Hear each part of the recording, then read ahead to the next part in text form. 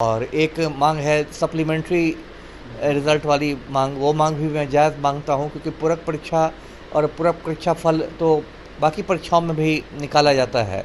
और इसमें भी शुरू में TRE-1 सब में पूरक परीक्षा ये परीक्षा फल निकाला गया था। बाद में पता नहीं सरकार ने अचानक पैंतरा बदल दी। जो डोमिसाइल नीति जो हटाई गई थी, शुरू में तो विज्ञापन में डोमिसाइल नीति थी, तो बाद में जब हटाई गई थी तो उस समय ये बात आई थी कि नीतीश कुमार की नज़र प्रधानमंत्री की कुर्सी पर है, तो वो मतलब अपनी राष्ट्रीय छवि बनाना चाह रहे हैं। बात यह है कि इतने इतने साल पर जब आप रिक्तियाँ निकालते हैं तो उसमें तो आपको उम्र में छूट देनी पड़ेगी, क्योंकि उम्र तो सबकी बढ़ती जाती है और उनकी गलती नहीं है जिसकी उम्र बढ़ती है, सरकार की गलती है कि सरकार हर साल रिक्तियाँ नहीं निकालती है, उसको जमा होने देती है। बिहार में थर्ड फेज की शिक्षक बहाली के परीक्षा को देखते हुए कुछ ही दिन रह गए हैं, लेकिन उससे पहले अभ्यर्थियों के द्वारा कई सारी मांगे की जा रही है। बिहार के मुख्यमंत्री नीतीश कुमार से यह गुहार छात्र अभ्यर्थी लगाते हुए नजर आ रहे हैं कि उनकी मांगों को पूरा किया जाए। ऐसे में डोमिसाइल, सप्लीमेंट्री रिजल्ट, देखा जाए तो उम्र सीमा में छूट और ऐसे में महिला आरक्षण की मांगे हो रही है। हमारे साथ बात करने के लिए बिहार के पूर्व IPS अमिताभ कुमार दास से जुड़ेंगे, बात करेंगे। अमिताभ दास जी,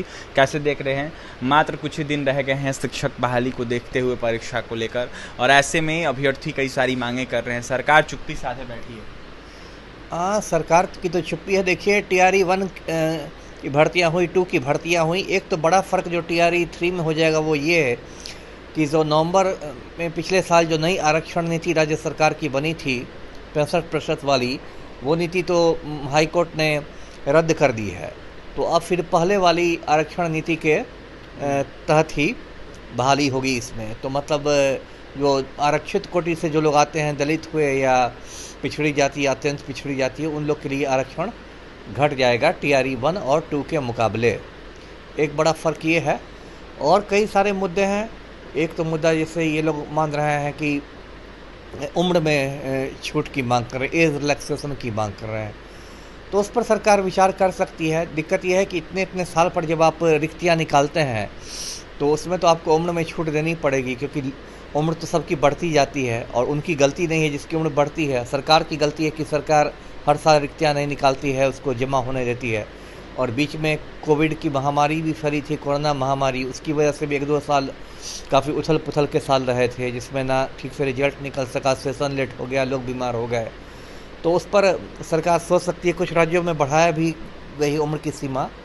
और एक मांग है सप्लीमेंट्री रिज़ल्ट वाली मांग, वो मांग भी मैं जायज़ मांगता हूँ, क्योंकि पूरक परीक्षा और पूरक परीक्षा फल तो बाकी परीक्षाओं में भी निकाला जाता है। और इसमें भी शुरू में TRE-1 सब में पूरक परीक्षा ये परीक्षा फल निकाला गया था। बाद में पता नहीं सरकार ने अचानक पैंतरा बदल दिया। उसका तो ऐसा हो गया कि जो लोग इसकी मांग करेंगे उनको भी चिन्हित किया जाएगा और उनको भी परीक्षा में नहीं बैठने दिया जाएगा। मतलब ये सरकार की नीति बन गई जो सही नहीं थी। तो ये सब है। और भी मांगे हैं, बहुत सारी मांगे हैं। डोमिसाइल नीति है, डोमिसाइल पर मैं पहले भी मैं बोलता आया हूँ कि मैं व्यक्तिगत रूप से मैं डोमिसाइल नीति का समर्थन नहीं करता हूँ, क्योंकि डोमिसाइल नीति का ये मतलब हुआ कि सिर्फ बिहार के अस्थायी निवासी ही परीक्षा में बैठ पाएंगे। अमिताभ दास जी, कुछ दिन पहले तस्वीर कई सारी सामने निकल के आई, कुछ ऐसे छात्र नेताओं की तस्वीर निकल के आई जहां छात्र नेताओं के द्वारा अभ्यर्थियों की मांग उठाई जाती है उन छात्र नेताओं के द्वारा। लेकिन फिलहाल जिस तरीके से खबरें आती है उसको देखते हुए छात्र नेताओं के द्वारा कुछ ज्ञापन सौंपा गया था मुख्यमंत्री नीतीश कुमार को, जहाँ पर जिन बिंदुओं पर हम बात कर रहे हैं उन बिंदुओं को रखा गया था। नीतीश कुमार दिल्ली में थे, उन्होंने कहा कि हम जाकर विचार करेंगे। कुछ ही दिन रह गए हैं, नीतीश कुमार चुप्पी साधे बैठे हुए हैं। अब चुप्पी तो यही इसलिए साध रहे होंगे क्योंकि ये लोग, देखिए चुप्पी क्या है, मंथन तो चल ही रहा होगा। और बेसिकली जो मंथन चलेगा वो नीतीश कुमार कोई काम जनहित और लोकहित में नहीं करते हैं, ना छात्र हित में करते हैं, वो अपने कुर्सी हित में करते हैं। और विधानसभा चुनाव बहुत दूर नहीं है और ये भी हल्ला है कि हो सकता है मध्यावधि चुनाव भी हो जाए, तो वो फैसला करेंगे, लेकिन अपनी कुर्सी को ध्यान में रख के। देखिए, जो डोमिसाइल नीति जो हटाई गई थी, शुरू में तो विज्ञापन में डोमिसाइल नीति थी, तो बाद में जब हटाई गई थी तो उस समय ये बात आई थी कि नीतीश कुमार की नज़र प्रधानमंत्री की कुर्सी पर है, तो वो मतलब अपनी राष्ट्रीय छवि बनाना चाह रहे हैं।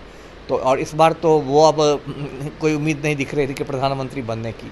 तो हो सकता है यदि इनको राजनीतिक रूप से सूट करे तो ये फिर डोमिसाइल नीति को दोबारा लागू कर दें, ये हो सकता है। अमिताभ दास, इन तमाम मुद्दों को लेकर मांग करेंगे सरकार से कि अभ्यर्थियों की मांग? नहीं, अभ्यर्थियों की मांग तो सर्वोपरि है। मतलब आजकल तो इस देश का युवा बहुत मतलब अवसाद में चला गया है। जिस तरह से पेपर लीक हो रहा है, बड़ी बड़ी परीक्षाओं में कभी नीट का पेपर लीक हो जाता है, कभी सिपाही भर्ती का, कभी शिक्षक बहाली का, कभी बीपीएससी का।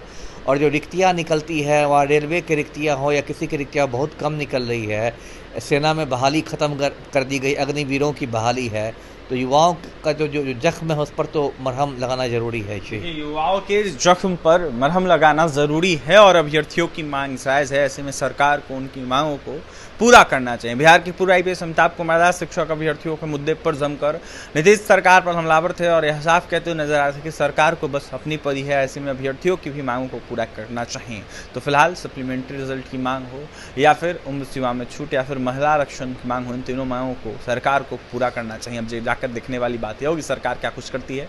और तमाम खबरों के लिए बने रहें हमारे साथ। कैमरे के हमारे सहयोगी विकास है। बहुत बहुत धन्यवाद।